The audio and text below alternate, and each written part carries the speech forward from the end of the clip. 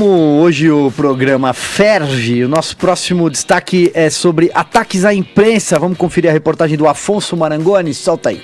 Aumentou em 54% o número de ataques a jornalistas e veículos de comunicação no Brasil em 2019. Foram 208 ataques contra 135 em 2018. O levantamento consta de um relatório apresentado nesta quinta-feira pela Federação Nacional dos Jornalistas. Do total de casos, 114 foram de ataques à credibilidade da imprensa e 94 de agressões diretas a profissionais. Esta é a primeira vez que a FENAGE contabilizou as tentativas de descredibilização da imprensa. Segundo a federação, no primeiro ano de governo, o presidente Jair Bolsonaro, atualmente sem partido, foi responsável sozinho por 58% dos ataques contra a mídia. Nesta quinta-feira, durante evento no Palácio do Planalto, Bolsonaro voltou a fazer críticas à imprensa. A essa imprensa, não tomarei nenhuma medida para censurá-los, mas tomem vergonha na cara!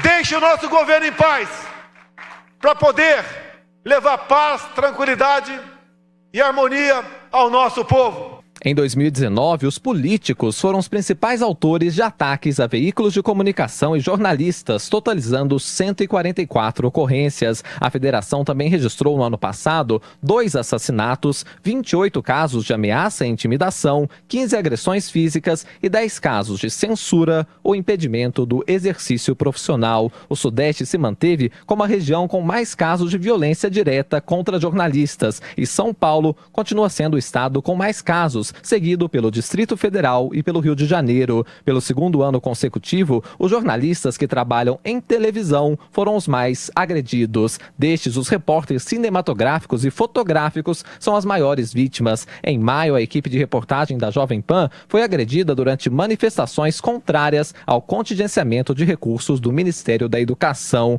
O repórter Marcelo Matos e o cinegrafista João Pedro Montans foram cercados durante 20 minutos e as agressões foram transmitidas ao vivo no programa Os Pingos nos Is. Felipe, entramos aqui agora na estação Oscar Freire, justamente dá para poder perceber que nós estamos cercados aqui mesmo, né?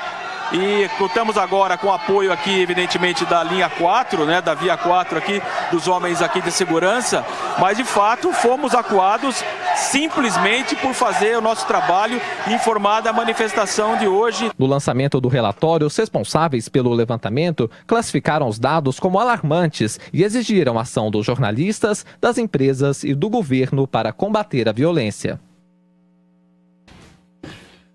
Pois é, Adriles, você abre então o nosso comentário sobre esse tema delicado. Alguém tem que avisar o presidente que a função da imprensa é não deixar o governo em paz. Enfim, aquilo que o Milor Fernandes dizia, que a gente sempre cita aqui, imprensa é oposição, o resto é armazém de secos e molhados.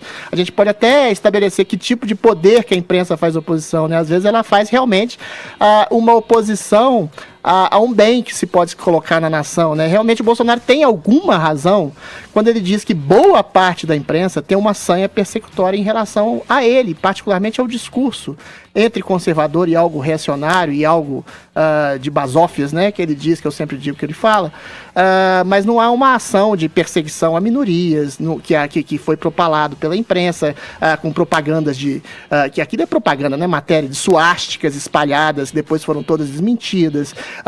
Realmente esse tipo de propaganda da corrupção que a Folha de São Paulo fez, que outros jornais fizeram em relação à Intercept, com aquela coisa criminosa de captação de mensagens falsas ou de mensagens roubadas, que não levou a nada. Realmente a imprensa tem uma sanha persecutória particular em relação ao Bolsonaro, só que ele toma, a gente fala sempre da exceção pela regra, ele toma a regra pela exceção.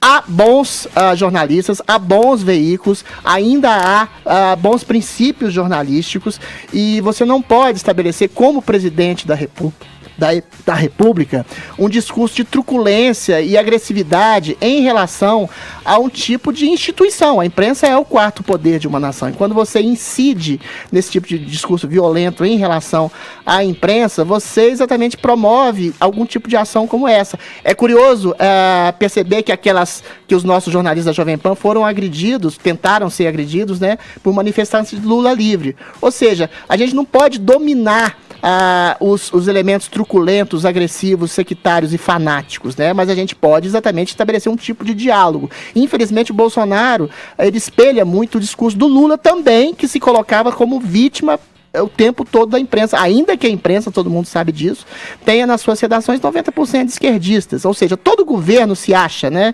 perseguido pela imprensa, mas a questão é não fazer um discurso truculento e agressivo contra a imprensa, ou melhor, ou então dar nome aos bois. Olha, a Folha me persegue, ou o Globo me persegue, quando especificamente fez a matéria, que eu acho hedionda, vinculando o nome dele ao assassinato da Marielle, ou coisas do tipo. Então, quando você generaliza um ataque a uma instituição, você promove exatamente um tipo de violência inaceitável dentro de uma democracia.